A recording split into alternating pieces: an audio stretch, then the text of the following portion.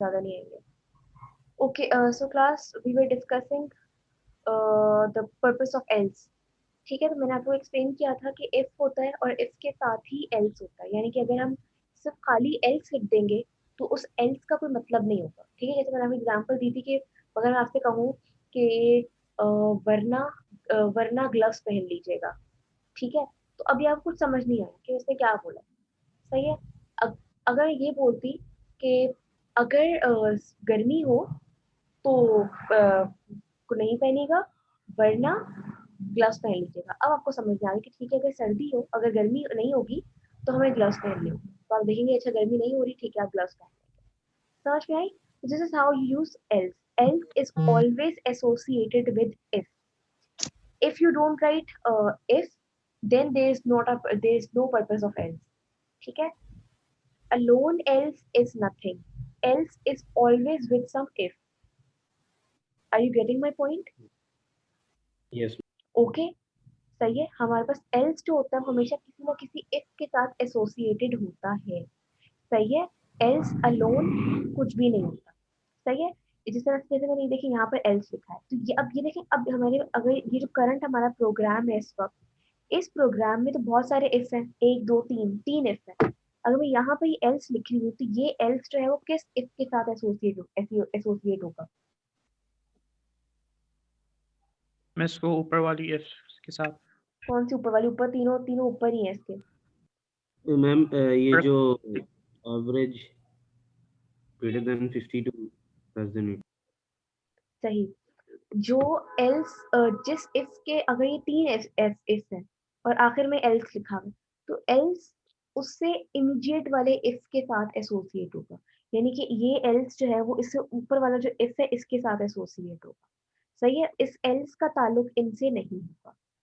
ठीक है, समझ गए? सॉरी, अल्हम्दुलिल्लाह। ओके। सेल्स में राउंड ब्रैकेट्स होते हैं। नहीं होते, क्योंकि एल्स में कोई कंडीशन नहीं होती। ठीक है, एल्स में कोई कंडीशन नहीं होती, so we if we don't need to write the condition, so no need to write the round brackets, only the curly brackets to do the instructions, the conditional instructions। समझ में आ गई? जैसे मैंने sentence बोलूं कि अगर गर्मी हो तो फिर मत पहनना, वरना ग्लव्स पहन लेना। मैंने वरना के बाद कोई कंडीशन नहीं बोली, लेकिन अगर के बाद मैंने कंडीशन बोली है। समझ में आ रही है बात की? सही है, तो ये देखिए, अगर, उसके बाद कंडीशन, और फिर काम। अगर वो कंडीशन फुलफिल होती है तो ये काम कर देना, वरना ये काम करना। समझ में आ रही है बात की? Is everyone getting my point? Yes, ma'am. Okay, great. So this is how else is used. I again repeat, else is always associated with some if. Else is all alone is nothing. If there is no if, then there is not a purpose of else. It will give error. सही है, आपका programme जो है वो error दे देगा अगर if नहीं होगा कोई भी और सिर्फ एल्स होगा। सही है, एल्स को इफ की जरूरत होती है, लेकिन इफ को एल्स की जरूरत नहीं होती। ठीक है, समझ में आ गई? इस तरह से इफ के साथ कंडीशनल एक्सप्रेशन आता है, ये आती है राउंड ब्रैकेट में कंडीशन। एल्स के साथ कोई कंडीशन नहीं आती, क्योंकि एल्स का मतलब होता है वरना। वरना का मतलब अगर वो नहीं हुआ वरना ये करो, मतलब। सही है, समझ में आ गई? तो अब मैं इसको यहाँ पे कुछ लिख देते हैं, जैसे फॉर एग्जाम्पल यहाँ पर लिख देते हैं कि भाई else out you failed. Oh sorry.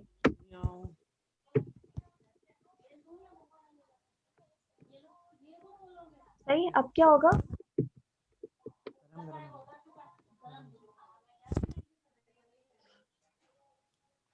अच्छा, अब जरा रन करके देखते हैं।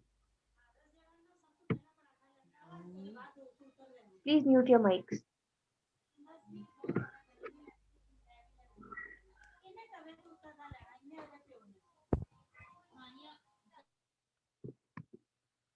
ओके, सुकून। अच्छा जी, अच्छा, प्रोग्राम को देखे जरा गौर से, और फिर अब मैं जो इनपुट टाइप करूंगी you have to tell me the output. सही है? ओके, सो मैं एवरेज टाइप करती हूँ 15। ओके, 15। अब रिजल्ट क्या आएगा? मैम You कुछ भी नहीं failed. You failed आएगा. You failed. You failed. जाएगा। हाँ, जो You कैसे? You failed. failed. You failed आएगा मैम। यू फेल्ड आएगा, You right? failed. You failed आ गया, सही है। अच्छा जी, मैं टाइप करती हूँ मैम मतलब ये है कि जो मतलब इफ से मैच नहीं कर रहा होगा और जो एल्स में होगा वो वो आ जाएगा कंपाइलर में। बिल्कुल। अच्छा, आप बताएं क्या आएगा आंसर? अब congratulations. जो सही बताएगा जवाब उसका क्विज, जो एग्जिस्टिंग क्विज है उसमें +1। Ma'am Congratulations. कंग्रेचुलेशंस आएगा। Congratulations. Congratulations. Congratulations. Congratulations. Congrats. Congratulations. You have no अभी तक मैम यू फेल्ड आएगा। अभी तक किसी ने सही जवाब नहीं दिया पूरा।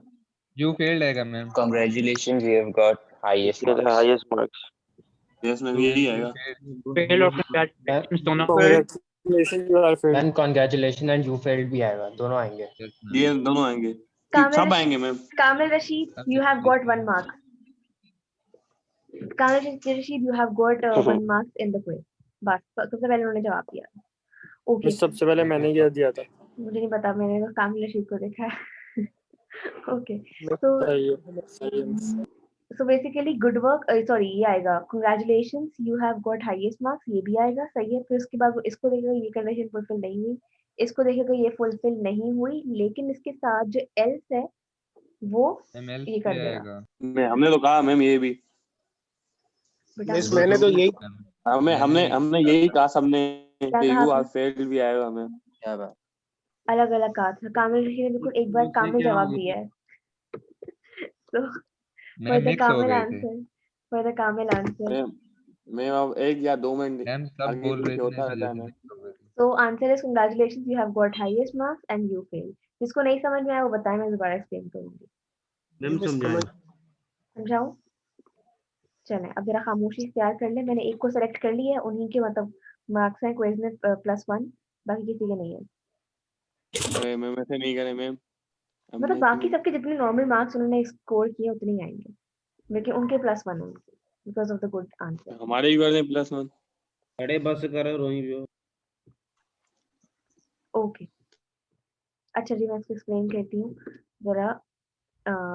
सो बेसिकली हमारे पास हुआ क्या, सबसे पहले हमारे पास कंपाइलर जो है वो यहाँ पर आया इसके पास, इसने ये वाली कंडीशन चेक की, if average greater then 95, condition true, okay, come inside the bracket, bracket में आया तो इसने देखा कि सी आउट करना है, display congratulations you have got the highest marks, इसने डिस्प्ले कर दिया, एंडल नेक्स्ट लाइन में भी चला गया, मतलब congratulations you have got the highest marks, display करने के बाद नेक्स्ट लाइन में आ गया।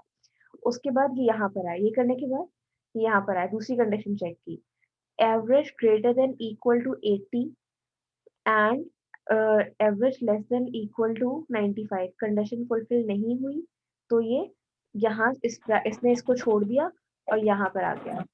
ठीक है, मतलब ये इन ब्रैकेट्स के अंदर भी नहीं जाएगा क्योंकि ये कंडीशन फुलफिल नहीं हुई। Please mute your mics.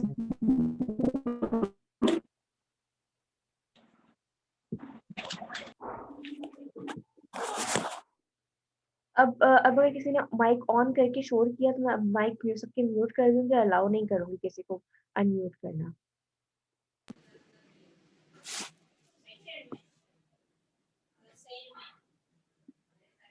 कोई था नहीं ये आप लोगों ने?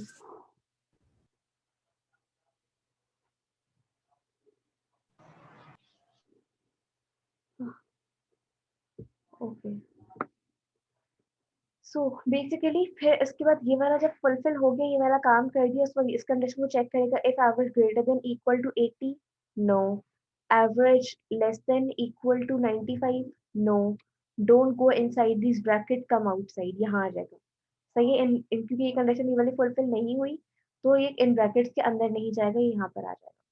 फिर यहाँ पर है average greater than 50, no, and average less than 80, no, condition not fulfil, in brackets के पास वो अंदर नहीं जाएगा, वो यहाँ से बाहर आ जाएगा। अब इस ब्रैकेट इस इफ के साथ एल्स भी था, ये जो एल्स होता है ये इससे इमीडिएट इफ के साथ एसोसिएट होता है, ये सारे इफ के साथ नहीं होता, एक एल्स एक इफ के साथ एसोसिएट होता है, ठीक है। तो ये एल्स जो था वो इसके इमीडिएट इफ के साथ एसोसिएट था।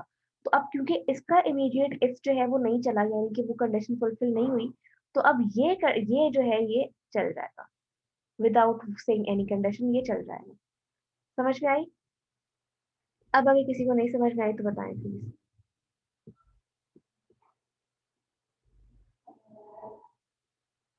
जी पूछे अभी, unmute your mic and then ask. Ma'am जब आपने बोला है कि जैसे कि ये जो थर्ड कंपाइलर हमने लिखा है एवरेज जो 50 to 80 है वर्क हार्ड वाली, उसके साथ एल्स आ रहा है, तो जब कंपाइलर में congratulation you have got highest marks आ रहा है तो उसके साथ यू फेल्ड क्यों आ रहा है, जबकि वो तो वर्क हार्ड के साथ है? एग्जैक्टली वो इसके साथ इसलिए आ रहा है क्योंकि ये वाला जो था वो नहीं रन किया, एल्स जो है ये इस वाले इफ के साथ, सही है ना। अब इसका इफ जो है वो नहीं चला तो वो ये काम करेगा। ओके समझ में आई? यानी कि उसका जो इमीडिएट इफ है अगर वो रॉन्ग हो जाएगा, अगर वो फॉल्स हो जाएगा तो वो एल्स वाला काम करेगा। अगर ये इफ चल जाता, लेट्स से ये वर्क हार्ड वाला इफ चल जाता, तो फिर ये यू फेल्ड ना आता। जैसे कि आप फिर greater than 50 to less than 80 कोई वैल्यू रखती तो फिर हाँ उसके साथ नहीं होता। तो उसके बाद से वर्क हार्ड आता है, एल्स ना चलता। कि एल्स का मतलब क्या है कि अगर वो कंडीशन फॉल्स हो गई तो फिर मेरे पास हो, फिर ये वाला काम करे। सही है? मिस ये एल्स वाला जो है ये सेकंड वाले इसके साथ भी लिख सकते थे ना? बेशक जिसके साथ मर्जी लिखे, अभी मैं जो लिखा है उसका काम बता रही हूँ। लिखने को हम जो मर्जी कुछ कर सकते हैं, जहां मर्जी लिख सकते हैं।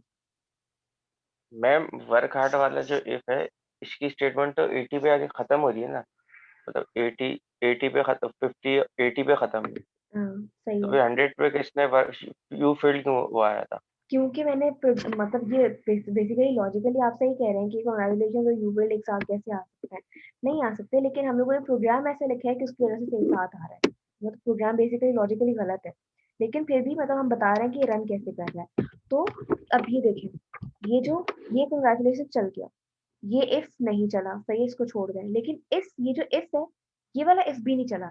इस और इस इफ में क्या फर्क है? इस इफ के साथ कोई एल्स नहीं था, ये नहीं चला तो खत्म कहानी। लेकिन इस इफ के साथ मैंने वरना रखा है कि अगर ये इफ ना चले तो इसका वरना चल जाए, सही है, एल्स चल जाए। समझ में आई या नहीं? दोबारा समझाऊं, दोबारा किसी और एग्जाम्पल के साथ।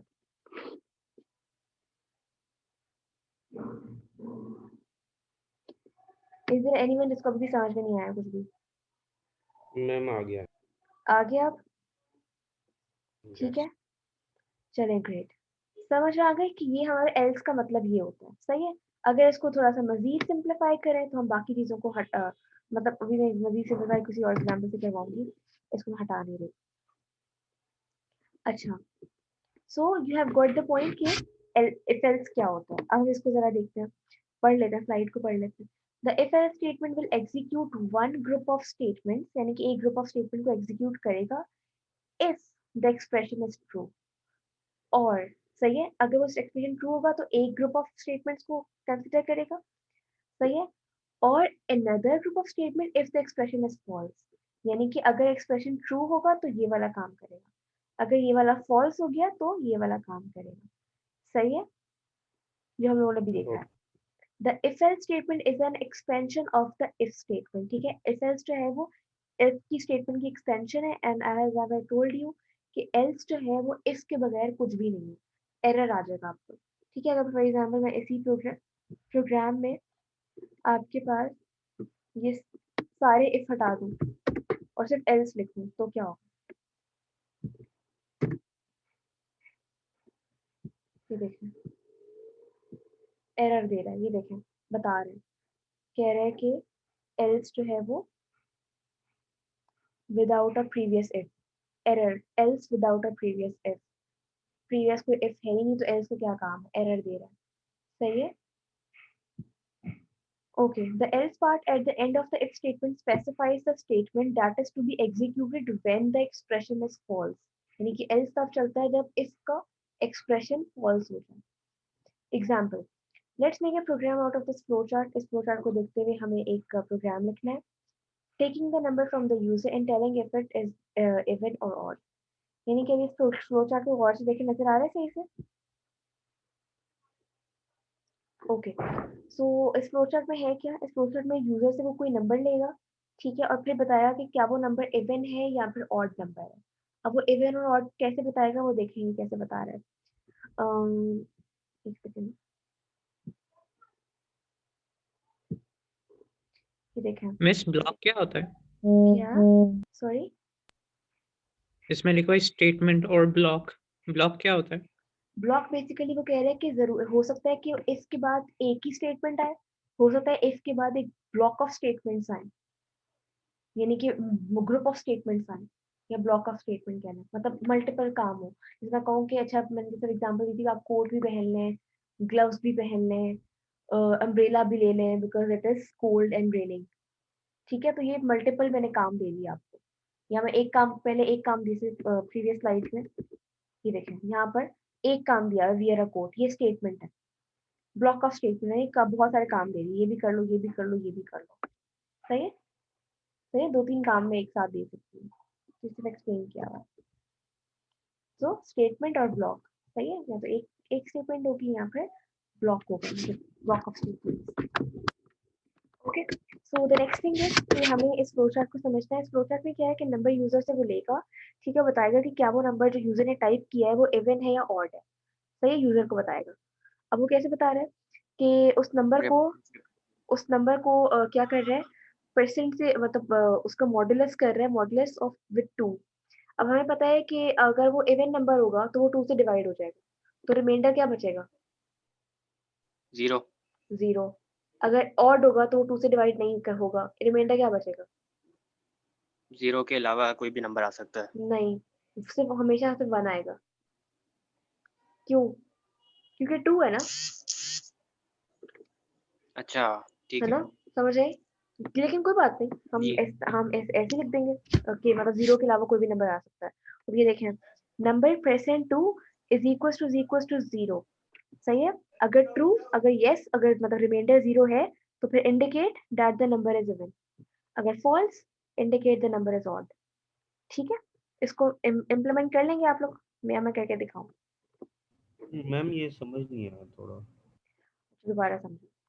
सबसे पहले यूजर से वो नंबर लेगा, ठीक है, और उसका मॉडुलस करेगा 2 से.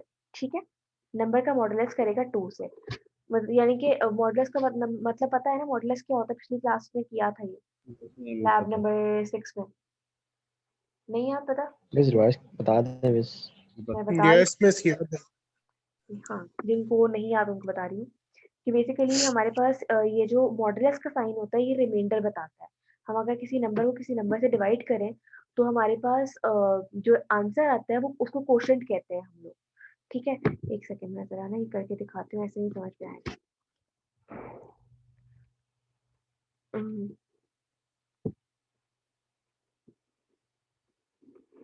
अच्छा, फॉर एग्जाम्पल मैं यहाँ पर करके दिखा रही हूँ. फॉर एग्जाम्पल ये मेरे पास नंबर है, मैं फॉर एग्जाम्पल 2 से नंबर को डिवाइड कर रही हूँ 5 को. सही है, क्या आएगा आंसर? 2 2 सा 4, ठीक है, और 1 यहाँ पर. इसको क्या कहते हैं? इसको कहते हैं क्वोशिएंट. क्वोशिएंट.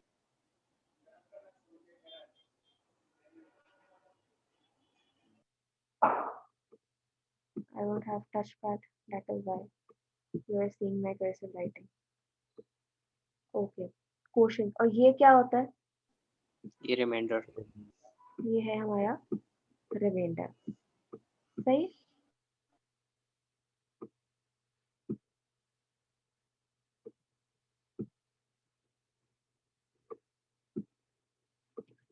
ठीक है, इस तरह से होता है. अगर हम C++ में लिखें 5, यानी कि मैं लिखूं 5 दिस डैश डिवाइडेड बाय 2, तो ये आउटपुट देता है मुझे जो कोशेंट होता है।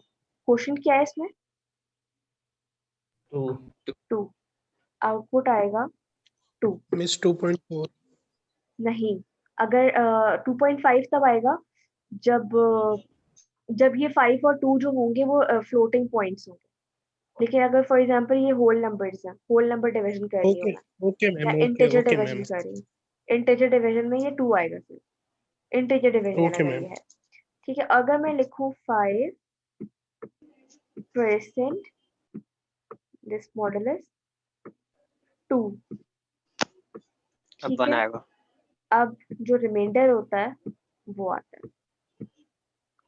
सही है, ये इस तरह से होता है, ये डिफरेंस है। ये दोनों डिवाइड के लिए यूज होता है, लेकिन ये हमें क्वोशंट देता है, ये वाला साइन, और ये वाला साइन हमें रिमाइंडर देता है। और ये वाला साइन तभी यूज होता है जब हम इंटीजर डिवीजन कर रहे हो, यानी कि इंटीजर को इंटीजर से डिवाइड कर रहे हो। अगर जाहिर है हम इंटीजर डिवीजन नहीं होगा, फ्लोटिंग पॉइंट होगा, तो अगर ये फ्लोटिंग पॉइंट होगा तो क्या होगा हमारे पास, सिंपली यहीं पर हमारा सारा आउटपुट आ जाएगा, 2.5 रिजल्ट आ जाएगा। ठीक है ना, यानी कि जब हम पॉइंट्स पे डिवाइड कर रहे होते हैं, होल नंबर डिवीजन नहीं कर रहे होते, पॉइंट्स पे कर रहे होते हैं, तो डायरेक्टली 2.5 आंसर आ जाता है। So with integer division we can only use this percent sign. ठीक है, and it gives us the remainder answer. सही है, उसके बाद अब हमें क्या कह रहा है कि अगर नंबर %2 हो, यानी कि यूजर ने जो भी नंबर परसेंट किया, नंबर टाइप किया है, उसका हम रिमाइंडर निकालेंगे 2 के साथ, यानी कि 2 के साथ डिवाइड करके उसका जो भी रिमाइंडर आएगा, अगर वो इक्वल टू 0 आ जाएगा। सही, क्योंकि अब हमें पता है कि हम अगर वो इवन नंबर होगा, तो इवन नंबर को हम 2 से डिवाइड करेंगे, तो रिमाइंडर क्या आएगा? हमेशा 0, है ना, रिमाइंडर हमेशा 0 आएगा। तो इस वजह से वो नंबर क्या होगा? वो इवन हो जाएगा। सही है, तो इसने क्या किया है, नंबर %2 इज इक्वल टू 0। अगर वो 0 है तो यस इट्स इवन, अगर नहीं, अगर फॉल्स, तो नंबर इज ऑड। समझ में आ गया?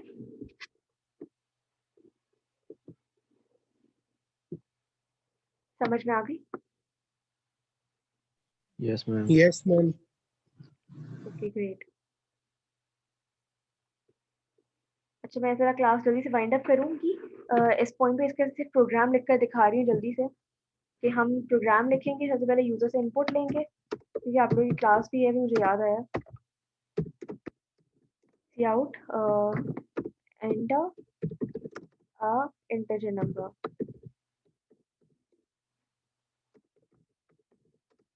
ठीक है, integer number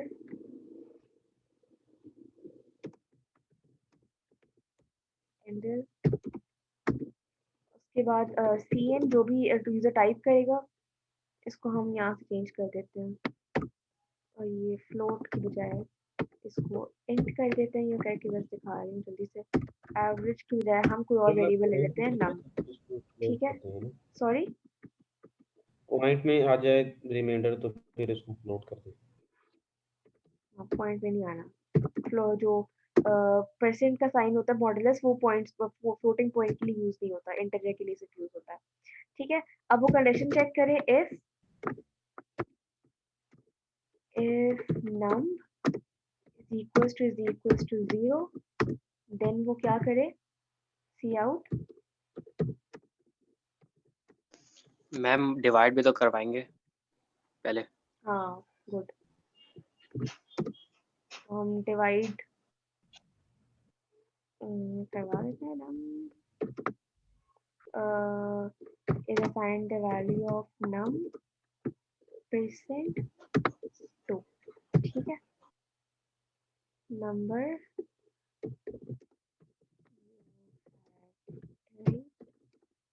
is even,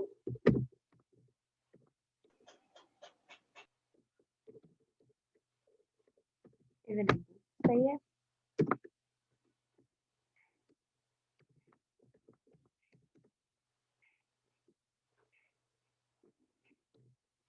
else क्या करे, अगर रिमाइंडर 0 नहीं आया, उसका मतलब क्या होगा, वो इवन नहीं होगा, वो ऑड होगा। ठीक है, इसको रन कर देते हैं। अब वो इंटीजर पूछ रहा है, enter the integer number. For example मैं 56 टाइप करती हूँ, 556 टाइप करती हूँ। ये क्या होगा, ये इवन है। Whenever you have typed as even. ठीक है, दोबारा कर लेते हैं। ऑड नंबर के लिए 77, the number you have typed is odd number। ठीक है, so it will start easy। अच्छा, बस मैं एक चीज़ बता दूँ आपकी क्लास शुरू होने से पहले। तो बेसिकली दो चीज़ें रहेगी, ये नेस्टेड इफ और ओके। ठीक है, सो मैं क्लास एंड यहीं पर करती हूँ आपके पास, क्योंकि आपकी क्लास है दूसरी और आप लोग को थोड़ा सा ब्रेक भी चाहिए होगा, जाहिर है। तो अभी अच्छा मैं चले, ठीक है। सो कल आपकी क्लास होगी, अटेंडेंस मुझे प्लीज स्क्रीनशॉट भेज दें। चले, सही है, क्योंकि टाइम लग जाएगा और फिर आपकी क्लास भी है।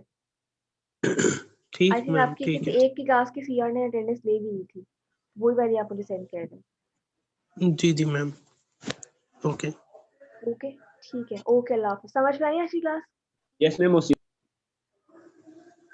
हेलो जी जी मैम, एक अटेंडेंस का इशू था। 21 दिसंबर और 28 दिसंबर की अटेंडेंस शो नहीं हो रही थी मेरी।